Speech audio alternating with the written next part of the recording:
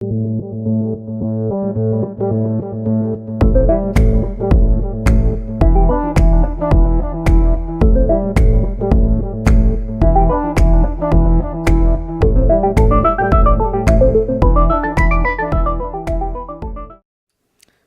going on, everybody? Welcome to your daily astrology horoscope for Wednesday, September 28th, 2022. Astrologer Brian Scarborough here, Fixed Air Moon, keeping the collective fixed on astrology. New intro, who dis? Felt creative last night, so I was like, whatever, I'm going to make a new intro. The other one was getting stagnant. There's a lot of stagnant energy, but I don't know. Today's interesting. I don't know if it's going to feel super stagnant or not, even though there is that possibility. So it's a very interesting day with the moon here in Scorpio. That's fall position. Sun, Libra, fall position. Venus, final day in Virgo, fall position. We do not want to feel like we're falling off this mountain of Capricorn here with Pluto getting ready to go direct next week on the 8th. And kind of make that final traverse up this mountain that it's been climbing since 2008. So we definitely don't want to feel like we're slipping and falling. We're looking for beauty and balance. We're purifying all these things. But this moon with the South Node in Scorpio is definitely bringing up a lot of really deep emotions, a lot of really intense feeling, obsession, dependence, feeling like we do not have power and we need help. We do want to trust. We do want to, fully emotionally commit to things in our life that we're fully passionate about. But we want to make sure that what we're committing to isn't an illusion with the South Node and with Mercury at 25 degrees, about to come to 24, and stationed direct, but it's opposing Neptune in Pisces. So we're having to really see that fine line between reality and just things that we're overly obsessive about that aren't getting us further in reality, but not obsessing too much over the fantasy or the intensity or the dark, all these things that we could be way too, just engulfed in emotionally that we let kind of take us for a ride. Today can kind of expose that in a way that can make us feel like, I feel like this Mercury's in a tender spot here. Stopping opposing Neptune, like we can really start to feel like we're losing it. And it can also be where we really start to see clearly for many people, where we're like, wow, yeah, I really have been obsessing over something that was just an illusion, that was a mirage in my life, and getting back to what can bring balance, which is reality, which is this North Node, this Uranus. That moon's going to oppose those energies. The moon will oppose Uranus by the end of tonight. Of course, it's definitely, we have to do something different. That's the moon opposite Uranus. It's like the little tweaks and changes, being able to experiment with something real and tangible that brings value and beauty to your life is so important to remember. And it's like the stuff that really does feel like a pipe dream right now, because there's certain things that we all do that's like, what are we really investing our time in? That moon's also going to come and square Saturn by the end of the night. So there is this big T-square energy to Saturn in Aquarius, which is definitely trying to have us be more intelligent, look into the future, let go of obsessions, don't be so attached, because non-attachment's going to be the way out so that we can actually see clearly. Whatever we're attached to right now or we think we need, especially involving another party or something outside of ourselves, these are traps. It's a trap. Mars is at 19 degrees. It's making that strong trine over to Saturn. And that's the best we get, like that's what we get right now is these two malefics saying, think about things, act on things quickly, but what's real, dedicate to something that is of your truth, that is of your subjective truth, not the world's truth, not some big overarching belief. We do want to aim our arrow in some direction in life, but come back into yourself. And that's something that all this retrograde energy can actually really help us with. And even a moon in Scorpio with the South Node is we can really go back into the inner depths, see what's fully connected with what people, with what relationships, because this Venus is so edgy here. Final day in fall position. It doesn't want to be here. It's looking forward to coming to Libra, but it's also about to get burned out by the sun. We gotta see what's clear when it comes to reality, relationships, beauty, balance, all these different things in our life. And this is definitely one of those days where, I don't know, it reminds me of the scales with like the heart on the scale and the feather on the scale, and are they in alignment? So it's part of the purification that Venus is going through here with our reality and our day-to-day life. And it can be an exposure of that we're not ready for, or that we feel like we're powerless in. It's only powerless if you give too much obsession or too much emotion to it. We can be deep in our emotion. I'm not by any means saying don't be emotional. Many of us have no choice but to be emotional. It's engraved into our making here. But we have to learn to feel these things and let these things go so that we don't get swept away into some crazy place in our mind, because then those emotions go straight to our mind and we overthink things, overanalyze things, and we can get lost in the abyss right now very easily. So it's the persistence and the dedication and the clarity of what's going to make your life better that will. And we have to stay up on those things. And those aren't necessarily the fun things. It's hard to find fun in this chart.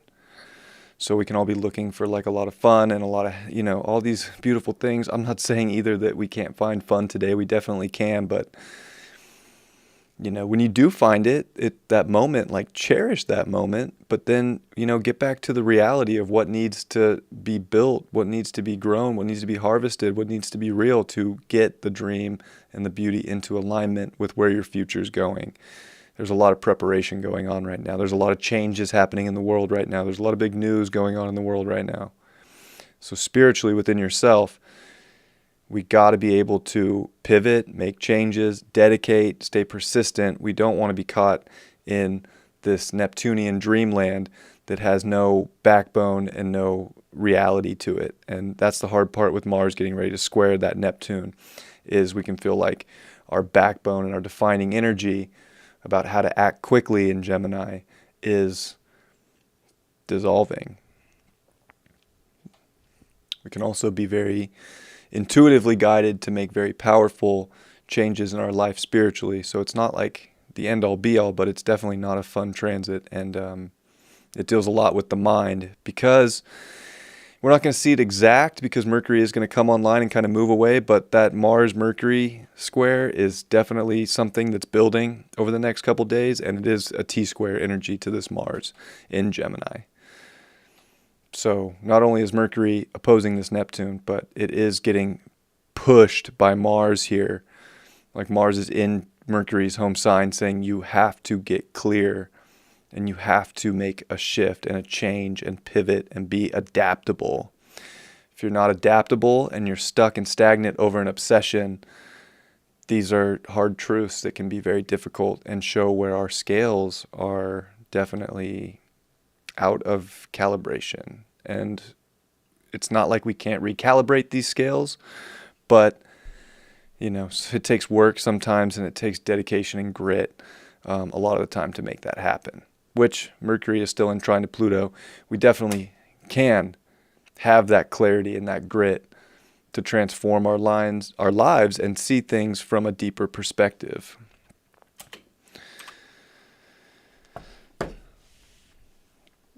What deck do I want to use? I didn't pick one.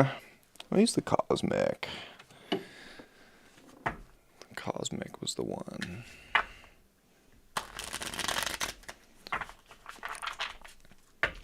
But wishing everybody a good day. It's pretty wild.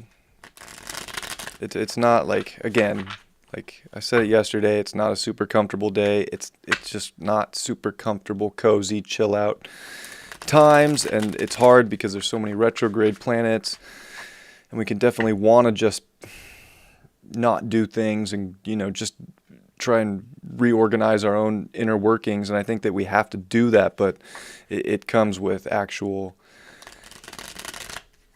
physicality right now too. It's we can only go so far into the shadow and into the deep work before we actually have to do something in reality about that. if that makes sense or resonates with anybody.